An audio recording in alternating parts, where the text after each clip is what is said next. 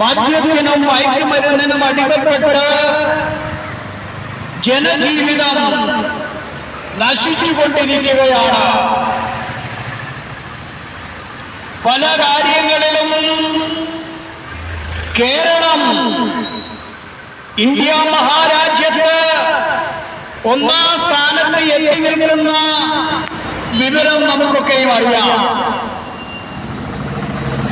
ദൈവത്തിന്റെ സ്വന്തം നാടെന്ന് വിശേഷിപ്പിക്കപ്പെടുന്ന നമ്മുടെ കേരളം വിദ്യാഭ്യാസ രംഗത്ത് ഒന്നാം സ്ഥാനത്ത് നിൽക്കുന്നതായ കേരളം ആരോഗ്യപരമായ കാര്യങ്ങളില്, സമ്പദ് വ്യവസ്ഥയില്, സാംസ്കാരിക മേഖലകളിലല്ല വളരെ മുൻപന്തിയിൽ നിൽക്കുന്നതായ ഈ കേരളത്തിൽ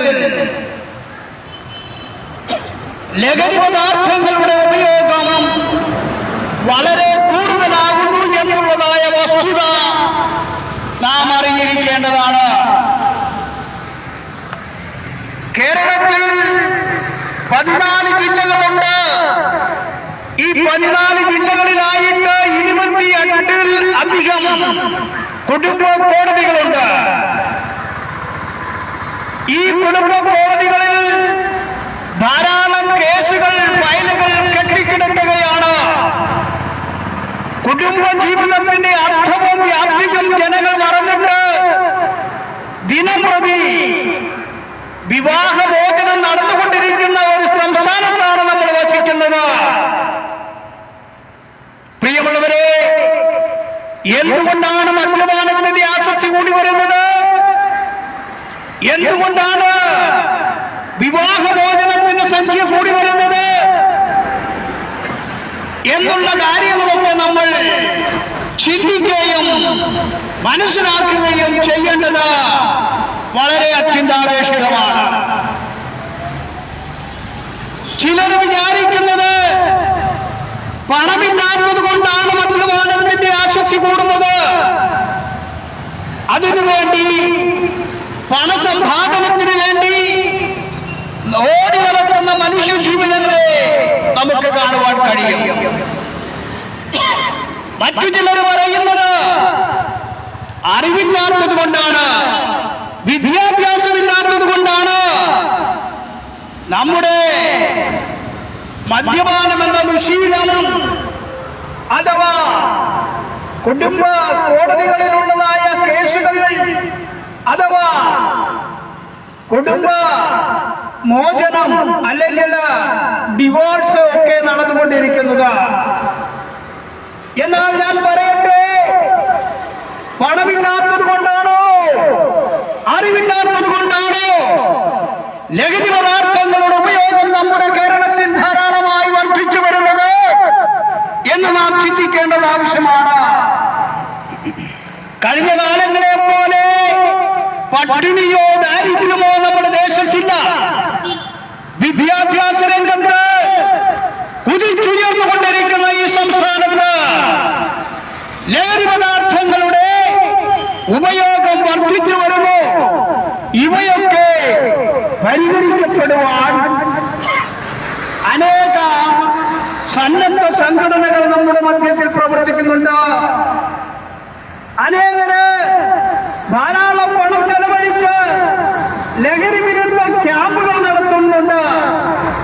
മാറി മാറി വരുന്ന നമ്മുടെ സർക്കാരുകൾ ഇവയെ പ്രതിരോധിച്ചുകൊണ്ട് ഇവയെ നിർമ്മാർജ്ജനം ചെയ്യുവാൻ വേണ്ടി വളരെ അക്ഷീണമായി ശ്രദ്ധിച്ചുകൊണ്ടിരിക്കുന്ന വസ്തുത നമുക്കറിയാം. എന്നാൽ പ്രിയ സ്നേഹിത, പണമില്ലാത്തത് കൊണ്ടല്ല, അല്ലെങ്കിൽ പണത്തിന്റെ കുറവ് കൊണ്ടല്ല ലഹരി പദാർത്ഥങ്ങളുടെ ഉപയോഗം കൂടി വരുന്നത്, അറിവില്ലായ്മ കൊണ്ടല്ല. ഇവയൊക്കെ കൂടി വരുന്നതിന്റെ പ്രധാനപ്പെട്ട സംഭവം എന്തെന്ന് ചോദിച്ചാൽ, മനുഷ്യന്റെ ഉള്ളിന്റെ ഉള്ളിൽ, മനുഷ്യന്റെ ഹൃദയത്തിൽ, മനുഷ്യന്റെ രക്തത്തിൽ പാപം അടിഞ്ഞുകൂടിയിരിക്കുന്നത് കൊണ്ടാണ് ഈ മദ്യപാനം എന്നുള്ളതായ ഈ പൈശാചിക ചിന്ത മനുഷ്യ ഹൃദയങ്ങളിലേക്ക് എത്തിച്ചേർന്നത്. അതിനെ നിർമ്മാർജ്ജനം ചെയ്യുവാൻ മനുഷ്യന്റെ പാപത്തിന് വിടുതലുണ്ടാവണം. ആ പാപത്തിന് വിടുതലിന് വേണ്ടി നമ്മൾ ആഗ്രഹിക്കുകയും പ്രവർത്തിക്കുകയും അതിനുവേണ്ടി തയ്യാറെടുക്കുകയും ചെയ്യേണ്ടത് അത്യന്താപേക്ഷിതമാണ്. ഒരു പക്ഷേങ്കിൽ താങ്കൾ വിചാരിച്ചേക്കാം, എന്താണ് പാപം? ഞാൻ ഒരു പാപിയല്ല, ഞാൻ ആർക്കും ദോഷമായിട്ടൊന്നും ചെയ്യുന്നില്ല എന്നൊക്കെയുള്ള ചിന്തകൾ മനുഷ്യന്റെ ഹൃദയത്തിലുള്ളത് കൊണ്ട് തന്നെ ആരും പാപിയാണെന്ന് സമ്മതിക്കുകയില്ല എന്നുള്ളതാണ് വസ്തുത. പ്രിയമുള്ളവരെ, മനുഷ്യന്റെ ആത്മ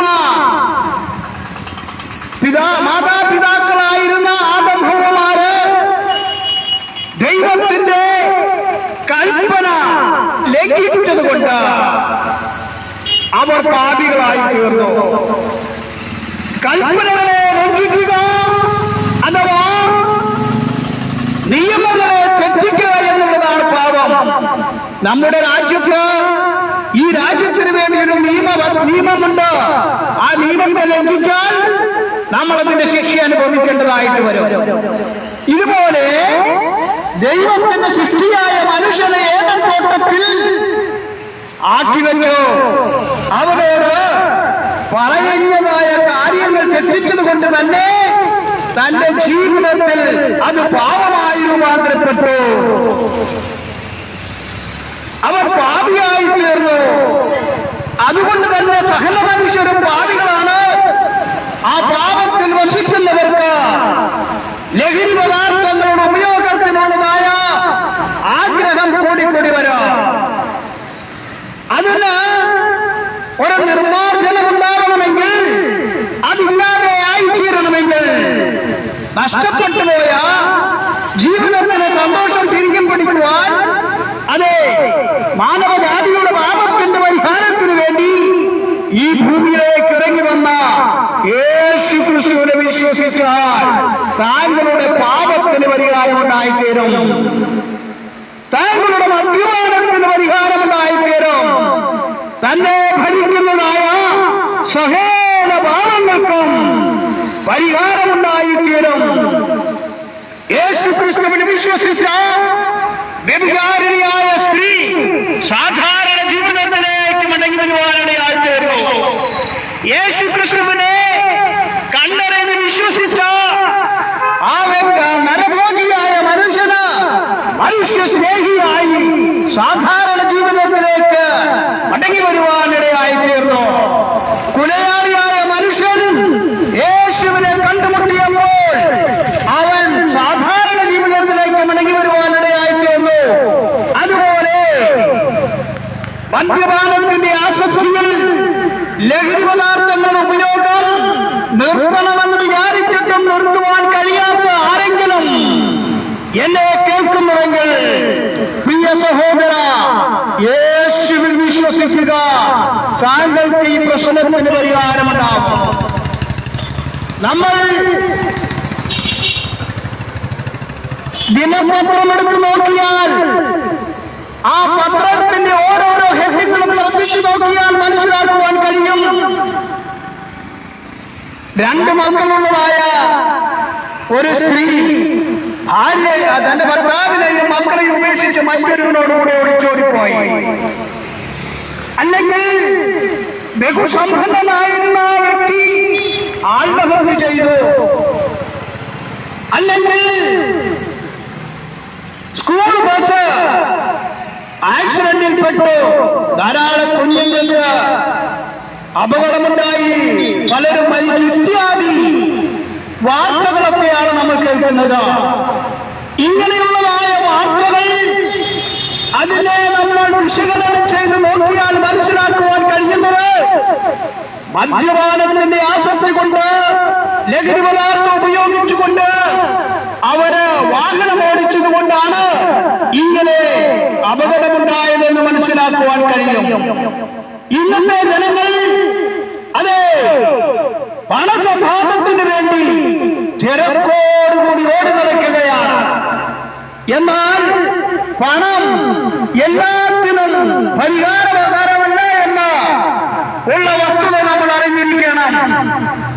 പണസമ്പാദനത്തിലൂടെ ലഹരി